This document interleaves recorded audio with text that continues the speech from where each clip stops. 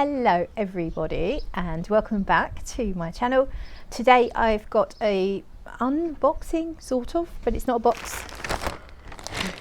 It's a eBay purchase. So it's not a brand new bottle of perfume, of course. So yeah, let's get into it. I have already reviewed this and really liked it from a sample or two that I've had, and actually wore the fragrance, the last of a sample that I had a couple of weeks ago when it was John, the Scented Snowdrop's birthday, because it's his favourite perfume.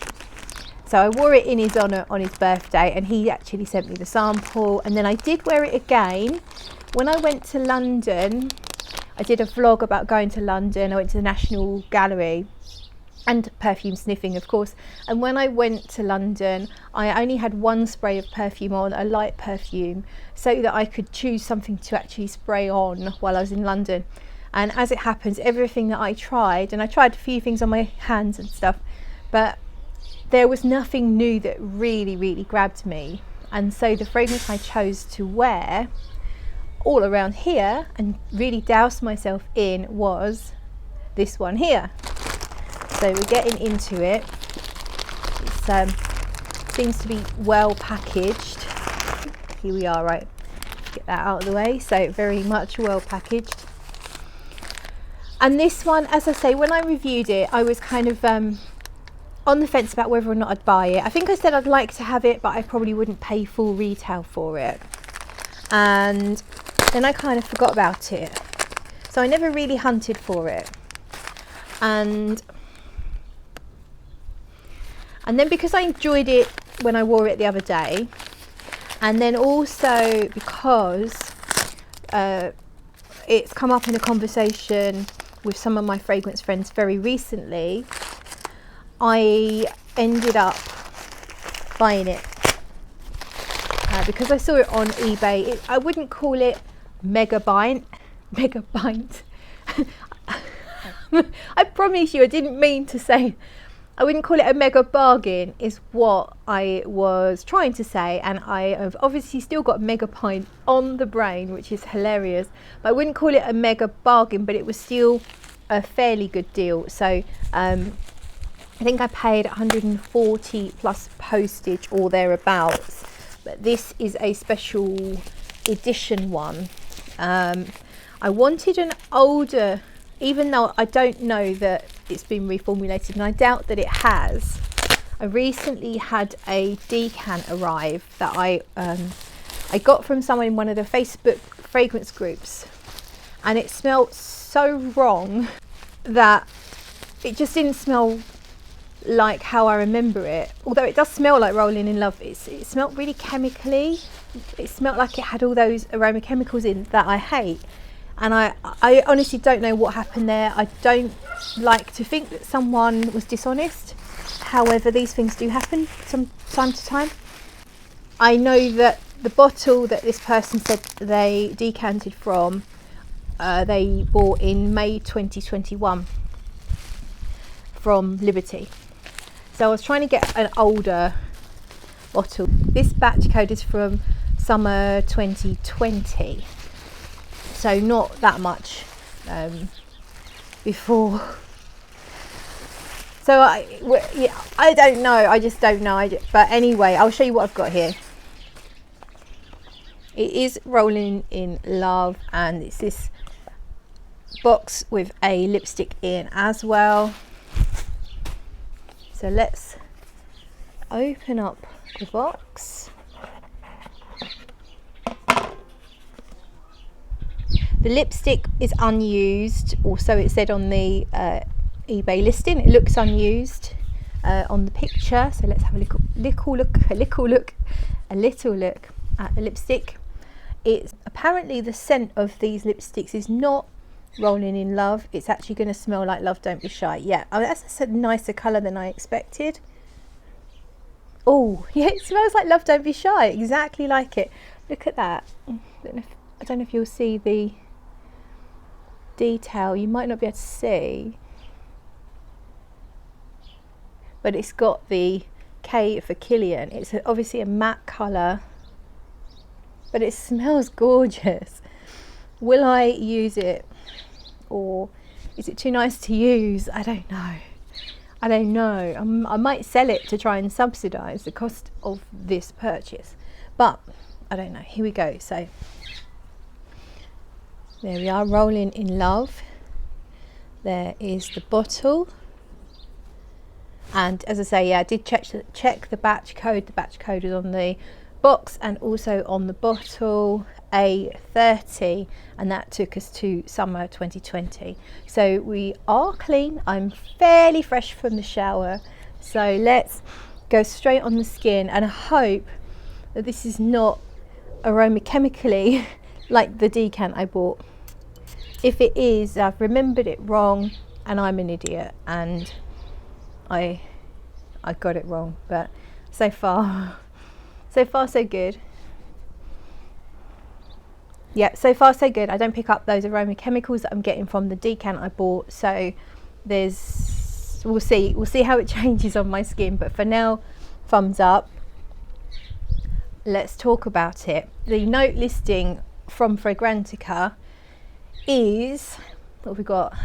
Ambrette, almond milk, iris, freesia, tuberose, tonka and vanilla. If I've missed anything, I'm sorry. Yeah, that smells good. Tuberose is listed as a base note on Fragrantica, but you definitely get the florals straight away, and almondy biscuit. So it's an almond milk note, but I think the way it's combining with everything, to me, it gives it this like almond ambrette biscuit, which is really nice. And I remember from John's sample, it doesn't last very long at all. Like, it's really, you know, minutes, you get this almond biscotti note.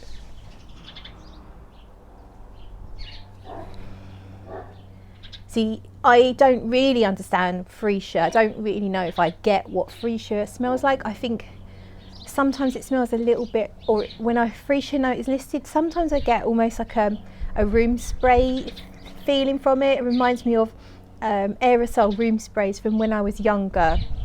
So it's not always the best scent memory, because the place where you spray aerosol room sprays more often than not is the place where you need to cover up smells more often than not.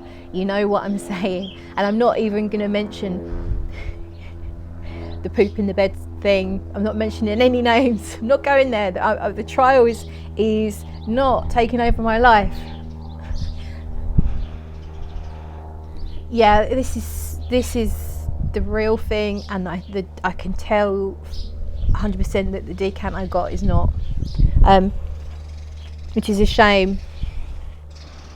There's a delicacy to this. There's a light and airiness. So I do get the tuberose. When I reviewed it and I hadn't looked up the notes, I thought it was an orange blossom scent, and it's still it's like it's a tuberose for people who don't love tuberose, because I don't love tuberose. Often the really heavy tuberose fragrances like a fracas, Madonna's Truffaut d'Air, Carnal Flower, I can appreciate the smell. I don't find it bad, but it's overwhelming for me to wear on my skin.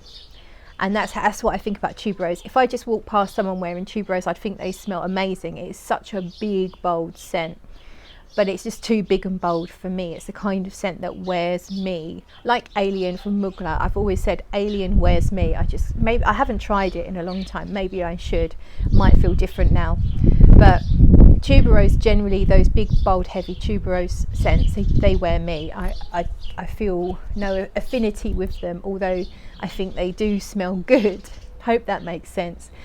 But here, this tuberose is very wearable to me, and it does make me feel like it's more of a bouquet, if you like, of orange blossom jasmine tuberose. It's more like, or maybe gardenia, you know what I mean. I think gardenia and tuberose can be quite similar, and I don't think you can extract all of these flowers. I'm not sure. I know you obviously can have orange blossom for real.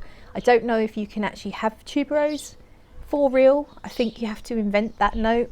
And then gardenia might be the same, although I could be wrong, or it might be difficult. Anyway, it smells to me more like it's just a little bouquet of maybe tuberose gardenia with a touch of jasmine, but all blended in together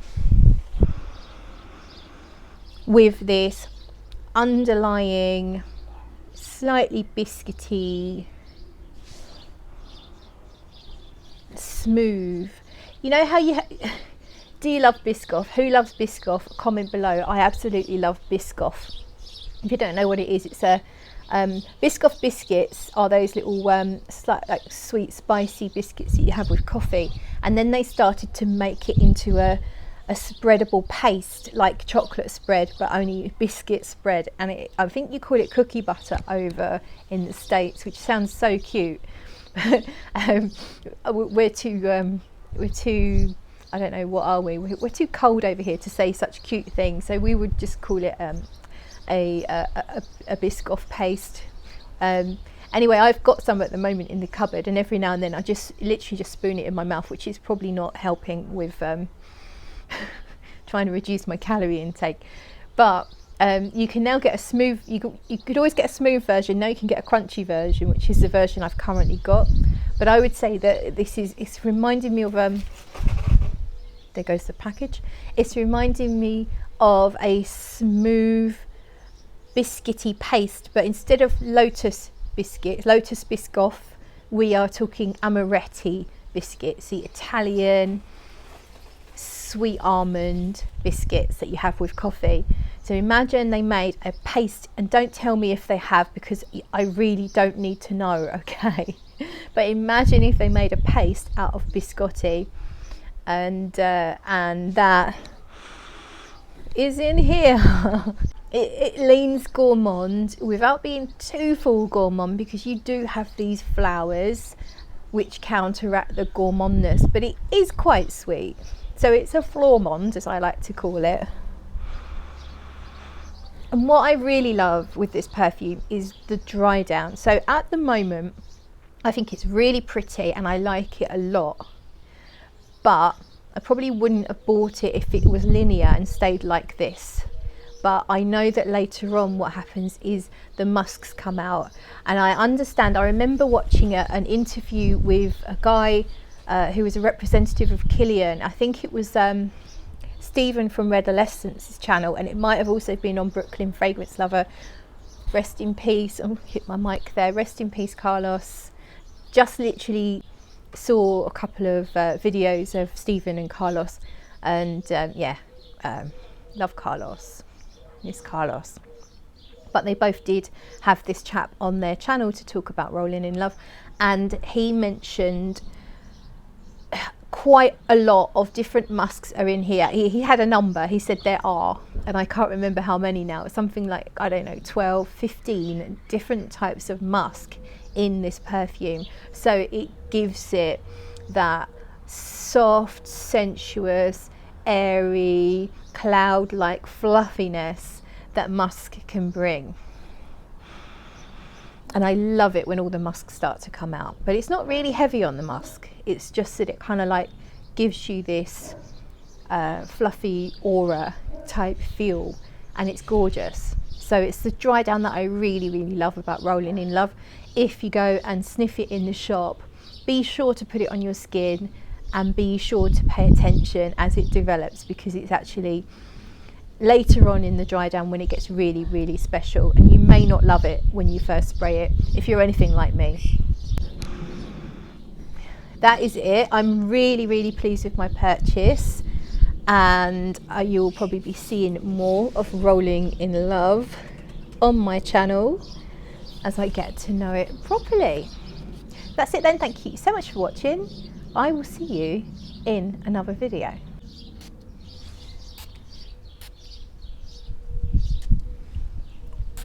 How to tell if a fragrance reviewer really loves the perfume. You need to see them put it on their skin. I was thinking of doing a video about that actually. Anyway, stop, cut.